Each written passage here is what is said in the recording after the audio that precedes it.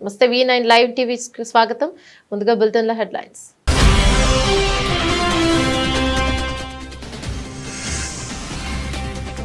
ఇందిరమ్మ ఇళ్ల నిర్మాణంపై సచివాలయంలో ముఖ్యమంత్రి రేవంత్ రెడ్డి సమీక్ష. దసరా నాటికి ఇందిరమ్మ కమిటీలను ఏర్పాటు చేయాలని ఆదేశం.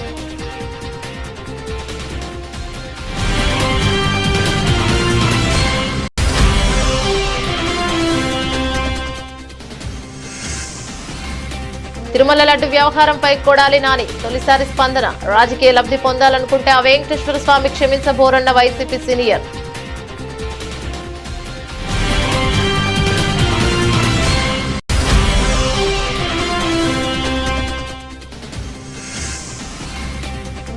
మూసీ నది పారివాహక ప్రాంతంలో సర్వే అధికారులను అడ్డుకుంటున్న స్థానికులు.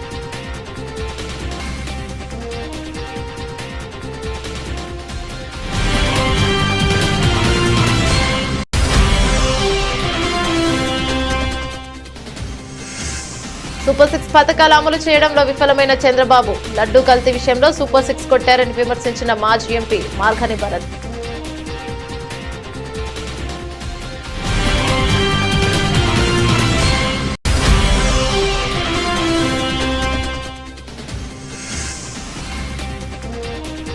సంగారెడ్డి జిల్లా మల్కాపూర్ పంచాయతీ పరిధిలో ఏకంగా చెరువులోని బిల్డింగ్ కట్టిన ఘనుడు. బాంబులతో కూల్చేసిన అధికారులు.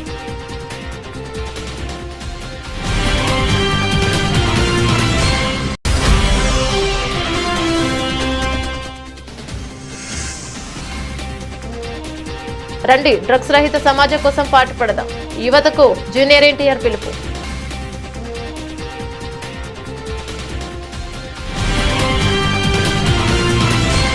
డీటెయిల్స్ చూస్తే దసరా పండుగ నాటికి రాష్ట్రంలో ఇందిరమ్మ కమిటీలు ఏర్పాటు చేయాలని ముఖ్యమంత్రి రేవంత్ ఆదేశించారు. అన్ని స్థాయిలో కమిటీల ఏర్పాటుకు 1-2 రోజుల్లో విధి విధానాలు రూపొందించాలని సూచించారు.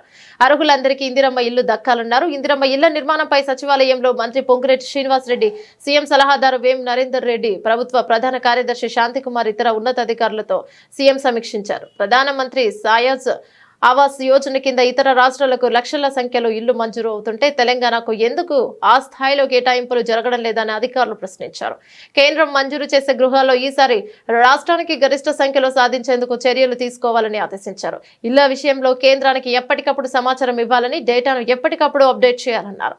రాజీవ్ స్వగృహంలో నిర్మించి ఏళ్ల తరబడి వృధాగా ఉన్న బ్లాక్లు ఇల్లు వేలం వేయాలని ముఖ్యమంత్రి అధికారులకు సూచించారు. డబుల్ బెడ్రూమ్ ఇళ్ల లబ్ధిదారుల ఎంపిక పూర్తయిన వాటిని ఎందుకు అప్పగించకపోవడంపై ఆగ్రహాన్ని వ్యక్తం చేశారు. అర్హులకు ఆ ఇళ్లను అప్పగించాలన్నారు. ఇక హైదరాబాద్ నగరంలో నిర్మించిన నిరుపయోగంగా ఉన్న బ్లాక్లకు మౌలిక వసతులు కల్పించి అర్హులైన లబ్ధిదారులకు అప్పగించాలని చెప్పారు. తెలంగాణ ముఖ్యమంత్రి రేవంత్ రెడ్డిని ప్రముఖ తెలుగు సినీ గేయ రచయిత చంద్రబోస్ మర్యాదపూర్వకంగా కలిశారు. సచివాలయంలో ముఖ్యమంత్రిని కలిశారు. సీఎంకు చంద్రబోస్ పుష్పగుచ్చం ఇచ్చి శాల్వా కప్పి సన్మానించారు. కార్యక్రమంలో మంత్రులు పొంగులేటి శ్రీనివాస్ రెడ్డి, పొన్నం ప్రభాకర్ తదితరులు పాల్గొన్నారు. జూనియర్ ఎన్టీఆర్, రామ్ చరణ్ హీరోలుగా నటించిన RRR సినిమాలో చంద్రబోస్ రాసిన నాటు నటు పాటకు ఆస్కార్ అవార్డు వచ్చింది.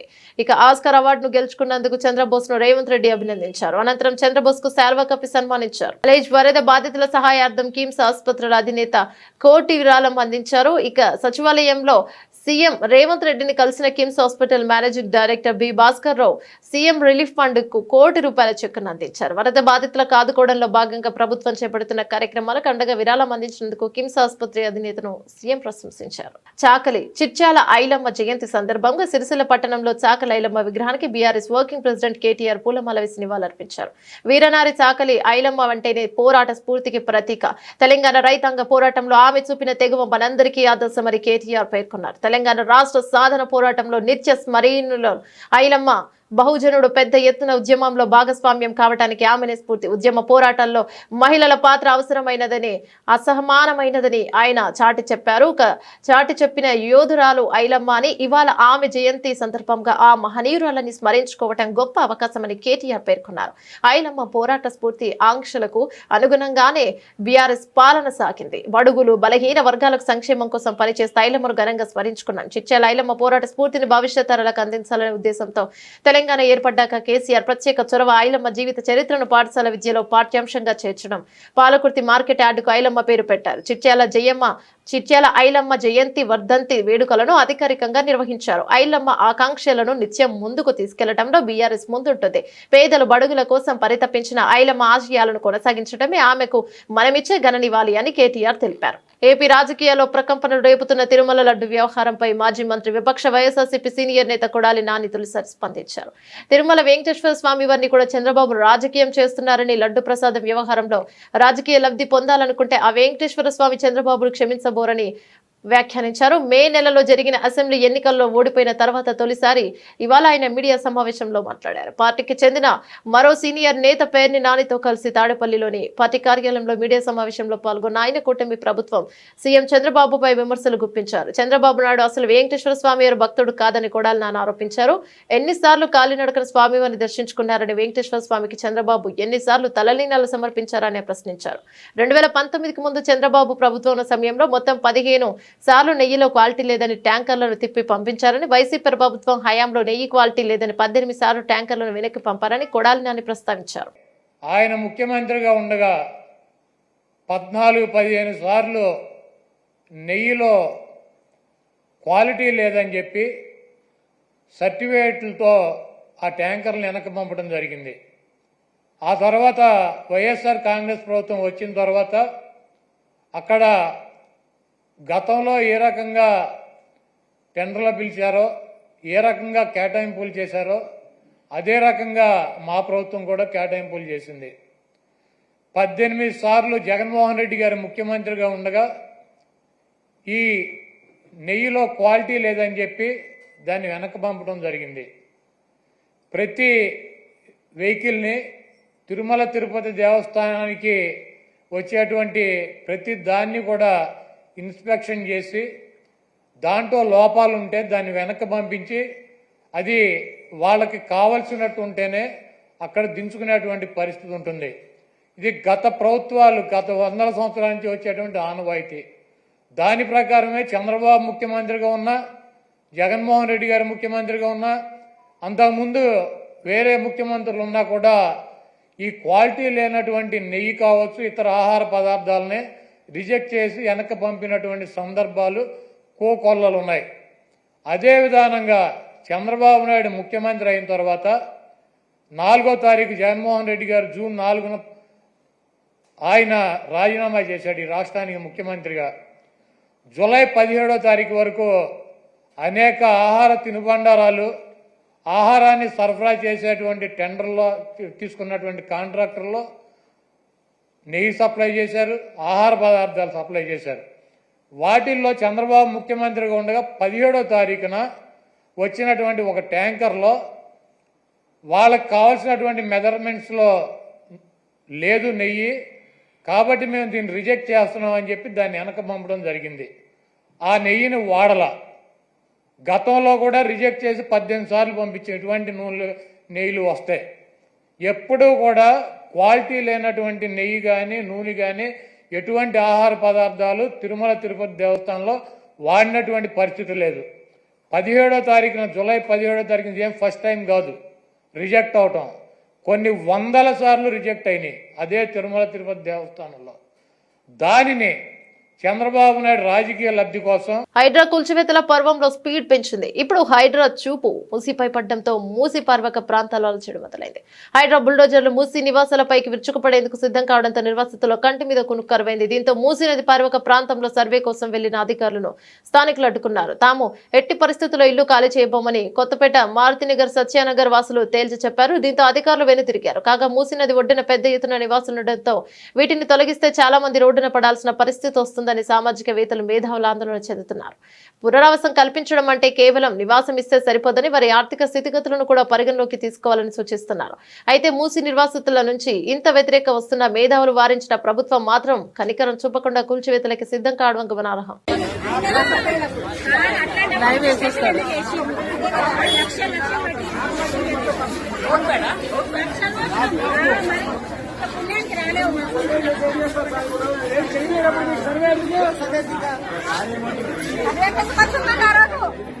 ఆ రోజు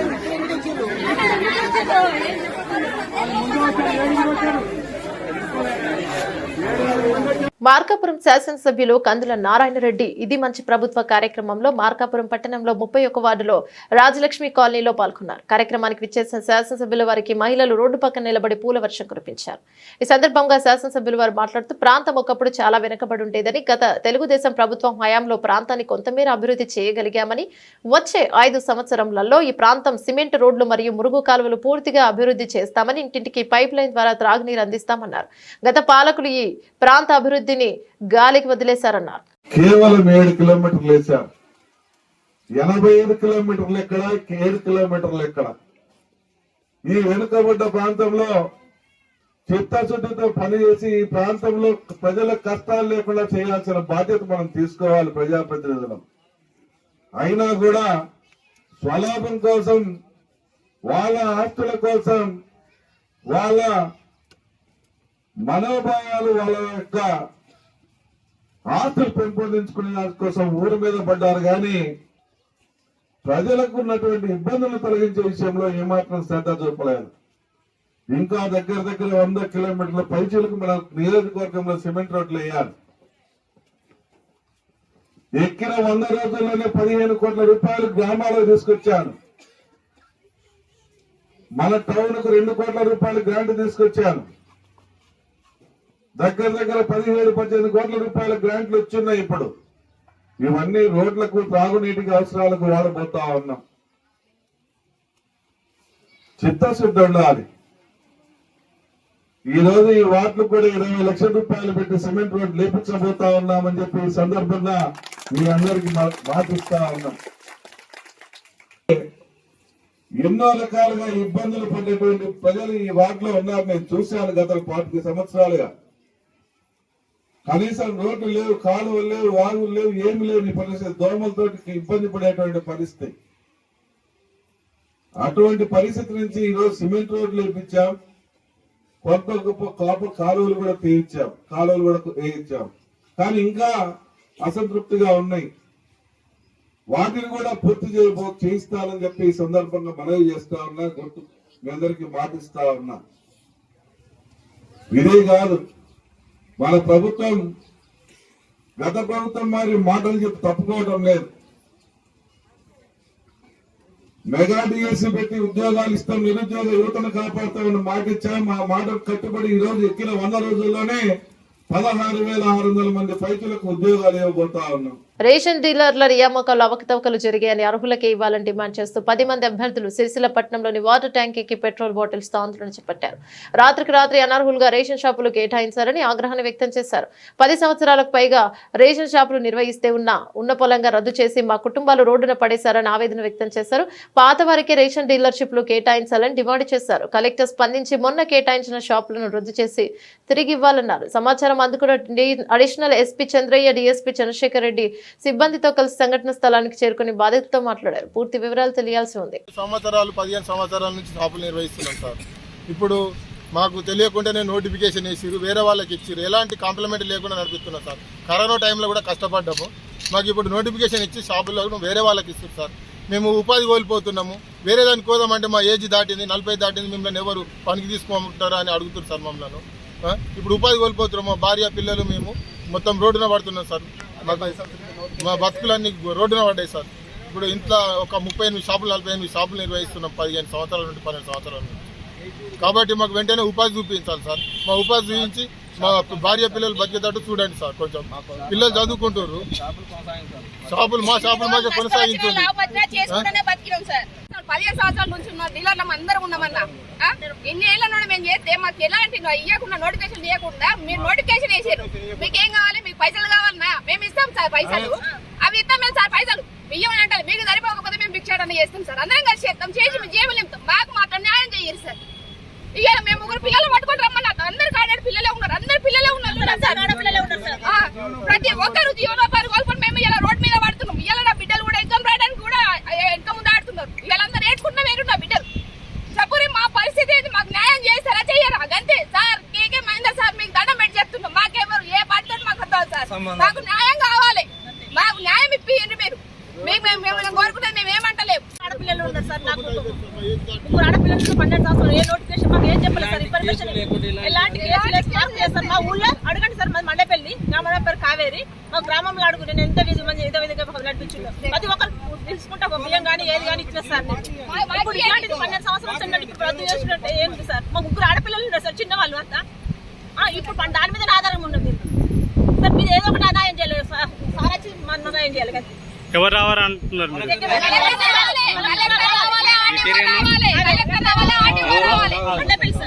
వందలాది సంవత్సరాల చరిత్ర గల తిరుమలే తిరుపతి దేవస్థానంలో లడ్డు ప్రసాదంలో కల్తీ జరిగిందంటూ ముఖ్యమంత్రి చంద్రబాబు నాయుడు విషం చిమ్మడం తగదని మాజీ ఎంపీ మార్గాని భరత్ రామ్ అన్నారు. బుధవారం రాజమండ్రి మార్గాని ఎస్టేట్లోని వైఎస్ఆర్ కాంగ్రెస్ పార్టీ కార్యాలయంలో ఏర్పాటు చేసిన విలేకరుల సమావేశంలో మాట్లాడుతూ కూటమి ప్రభుత్వం అధికారంలోకి వచ్చిన తర్వాత ప్రజలకు ఏం చేసిందని ప్రశ్నించారు. సూపర్ 6 పథకాలు అమలు చేయలేక ప్రజలను తప్పుదారికి పట్టించేందుకు తిరుమల లడ్డు విషయంలో ఆరోపణలు చేస్తున్నారన్నారు. మనిషిగా ఆలోచించాలని అన్నారు.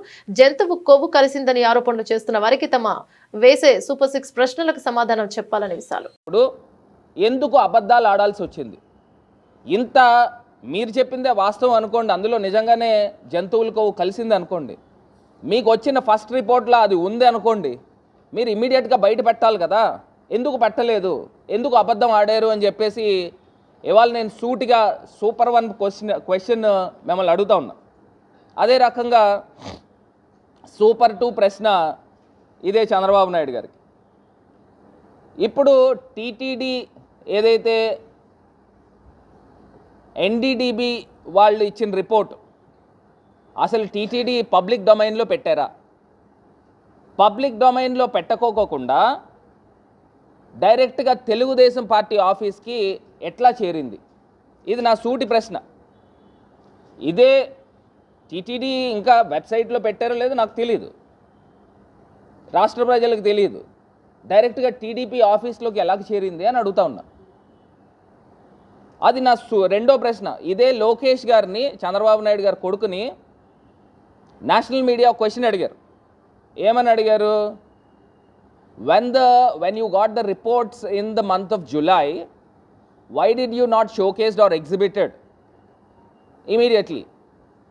Why you have taken 2 months of time అని క్వశ్చన్ అడిగారు. అడిగితే ఈయన లోకేష్ గారు ఇచ్చిన సమాధానం ఏంటంటే, it takes time. TTD is an independent body, autonomous body. The role of mister chief minister is just to appoint EO అని అన్నారు. మరి అన్నప్పుడు ఇండిపెండెంట్ బాడీ అని చెప్పినప్పుడు టీటీడీ కదా, తిరుమల తిరుపతి దేవస్థానం కదా, అది పబ్లిక్ డొమైన్లో పెట్టాలి. తెలుగుదేశం పార్టీ ఆఫీస్కి ఎట్లా చేరింది? ఇది నా సూపర్ 2 సెకండ్ క్వశ్చన్.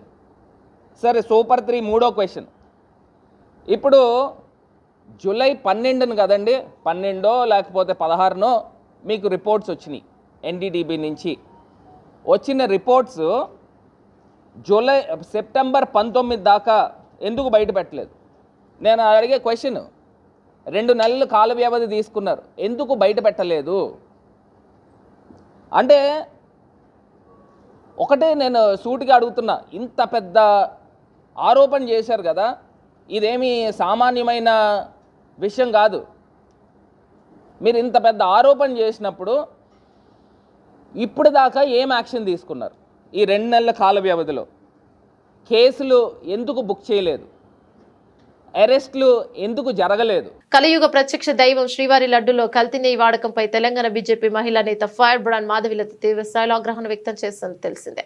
హిందువులు పవిత్రంగా స్వీకరించే లడ్డు ప్రసాదంలో కొవ్వు వాడారంటే అది అత్యాచారం కిందనే వస్తుందంటూ సంచలన వ్యాఖ్యలను చేశారు. స్వామి వారికి జరిగిన అపచారాన్ని ప్రాయశ్చిత్తంగా తిరుమలకు వెళ్లాలని ఆమె నిర్ణయించారు. ఇక అందులో భాగంగానే సహచర భక్త బృందంతో కలిసి మాధవిలత తిరుమలకు బయలుదేరారు. వందే భారత్ రైల్లో బీజేపీ మహిళా నేత హైదరాబాద్ నుంచి తిరుమలకు పయనమయ్యారు. వెంకటేశ్వర స్వామికి జరిగిన అపచారానికి ప్రాయశ్చిత్తంగా నడక మార్గంలో తిరుమలకు స్వామి వారిని చేరుకుని బీజేపీ నేత దర్శించుకోనున్నారు. ఇక సహచర భక్త బృందంతో కలిసి గోవిందుడి నామాన్ని స్మరిస్తూ శ్రీనివాసుడి పాటలు పాడుతూ భజన చేస్తూ వందే భారత్ రైల్లో మాధవిలత తిరుమలకు బయలుదేరారు. రాజ్యాంగ నిర్మాత డాక్టర్ బాబాసాహెబ్ అంబేద్కర్ ఫ్లెక్సీని చింపివేసిన అవమానించిన ఉండి ఎమ్మెల్యే రఘురామకృష్ణం రాజును శాసనసభ నుండి బర్తరఫ్ చేయాలని SC/ST అట్రాసిటీ చట్టం కింద కేసు నమోదు చేసి అరెస్ట్ చేయాలని మరియు కాకినాడ దళిత వైద్యుడు మహేశ్వరరావు దాడి చేసిన కాకినాడ రూరల్ ఎమ్మెల్యే పంతం నానాజీపై SC/ST అత్యాచార కేసు కింద చట్టం నమోదు చేసి అరెస్ట్ చేయాలని డిమాండ్ చేశారు. ఈ రోజు ఆంధ్రప్రదేశ్ హైకోర్టు SC/ST అడ్వకేట్ తరపున అమరావతిలోని ఆంధ్రప్రదేశ్ హైకోర్టు ఎదురుగా నిరసన ప్రదర్శన నిర్వహించారు.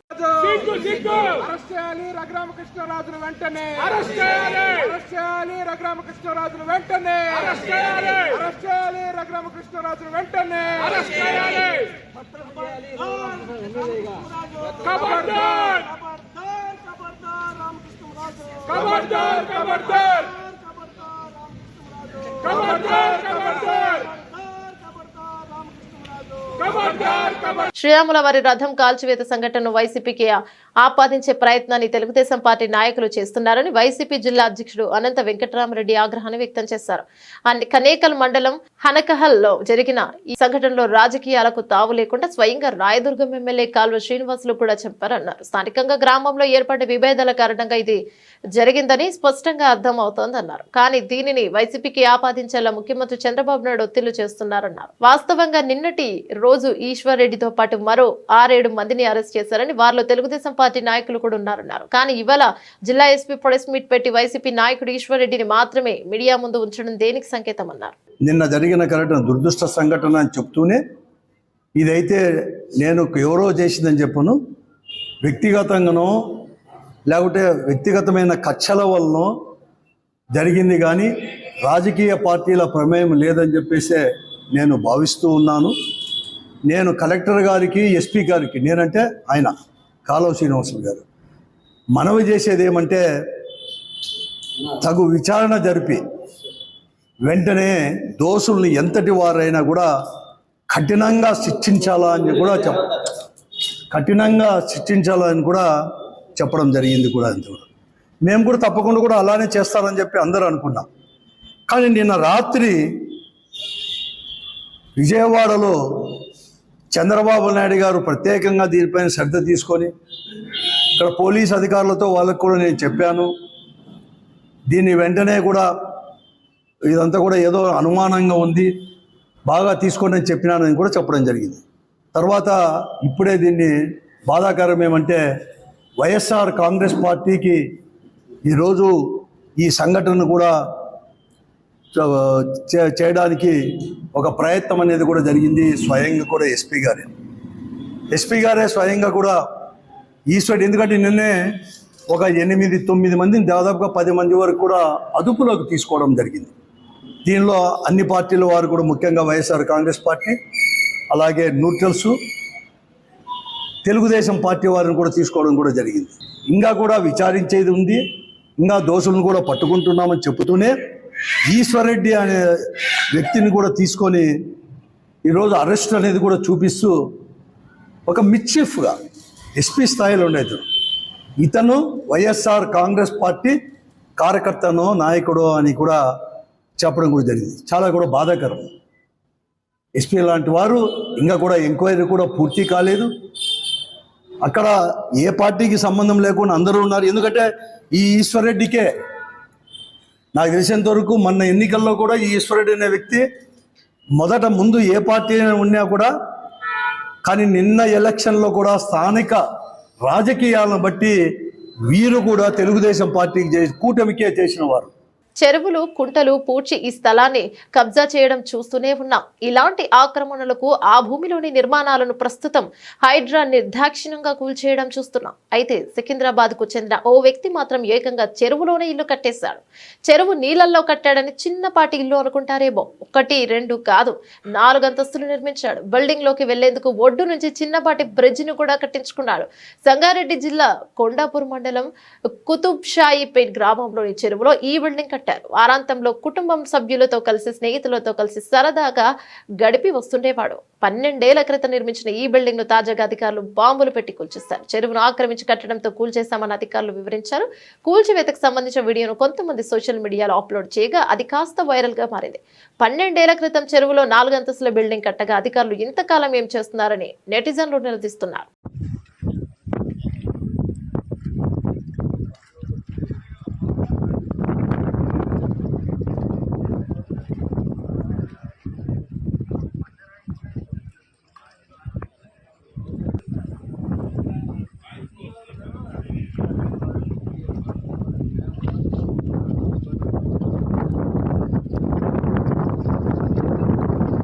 విశాఖ ఉక్కు ఉద్యమానికి జూనియర్ ఎన్టీఆర్ మద్దతు కోరుతూ జన జాగరణ సమితి విజ్ఞప్తి చేస్తారు. కోట్లాది మంది అభిమానులు ఉన్న జూనియర్ ఎన్టీఆర్ విశాఖ ఉక్కు ఉద్యమానికి మద్దతు తెలపడం వల్ల ప్రభుత్వాలు తప్పనిసరిగా చలనం వస్తుంది. జన జాగరణ సమితి ధీమా వ్యక్తం చేశారు. విశాఖపట్నం రామా టాకీస్ థియేటర్ వద్ద save Vizag steel plant, Visakha ఉక్కు, ఆంధ్రుల హక్కు అనే నినాదాల పోస్టర్లను జన జాగరణ సమితి నాయకులు అంటించారు.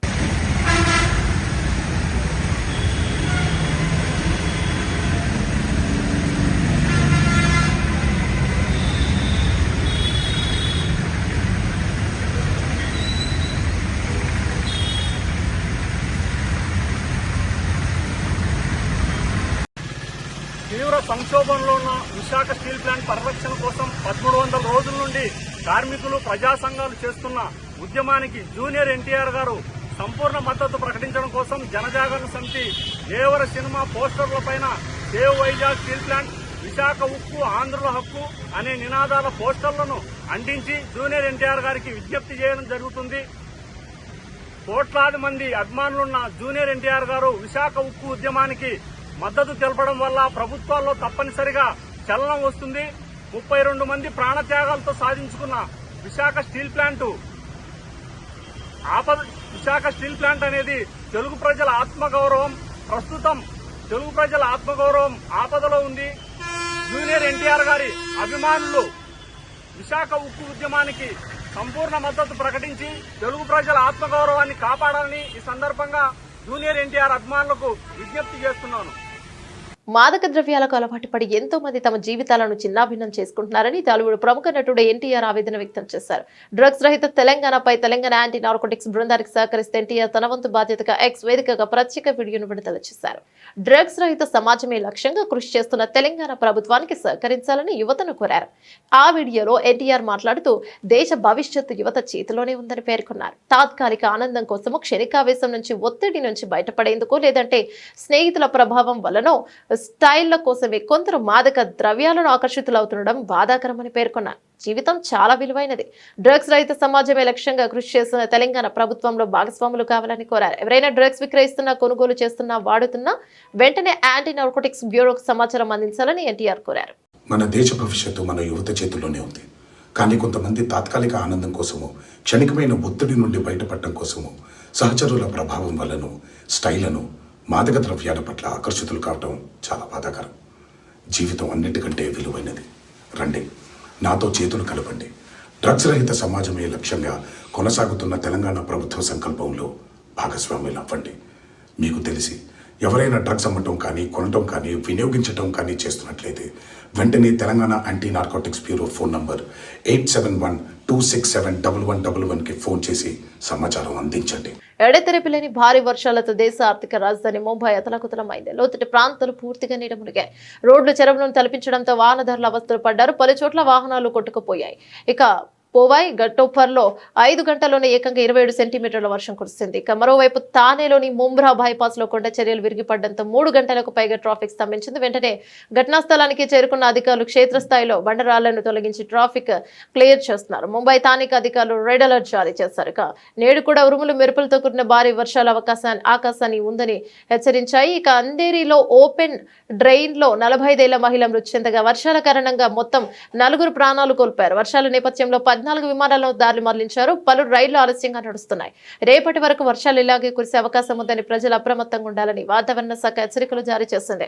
ముంబై ధాని శివారు ప్రాంతాల్లో ప్రజలు అత్యవసరమైతే తప్ప బయటకు రావద్దని పోలీసులు సూచించారు. వర్షాల నేపథ్యంలో ముంబైలో నేడు విద్యా సంస్థలకు సెలవు ప్రకటించారు. బులెటిన్ ముగించే ముందు హెడ్లైన్స్ మరోసారి.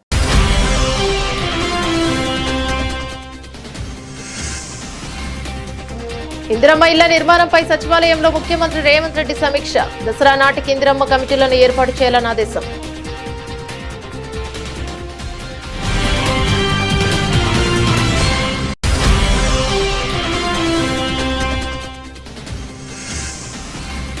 తిరుమల లడ్డు వ్యవహారంపై కొడాలి నాని తొలిసారి స్పందన. రాజకీయ లబ్ధి పొందాలనుకుంటే ఆ వెంకటేశ్వర స్వామి క్షమించబోరన్న వైసీపీ సీనియర్.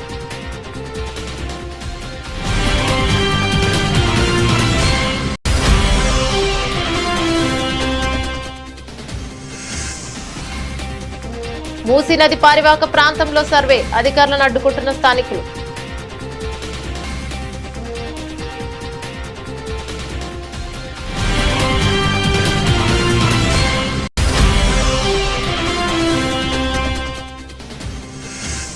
సూపర్ 6 పథకాలు అమలు చేయడంలో విఫలమైన చంద్రబాబు, లడ్డూ కల్తీ విషయంలో సూపర్ 6 కొట్టారని విమర్శించిన మాజీ ఎంపీ మార్గని భరత్.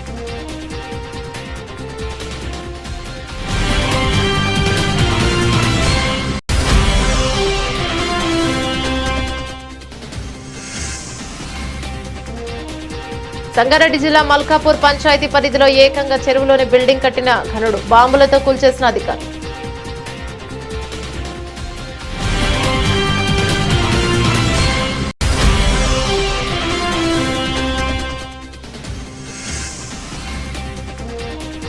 రండి డ్రగ్స్ రహిత సమాజం కోసం పాటుపడదాం, యువతకు జూనియర్ ఎన్టీఆర్ పిలుపు.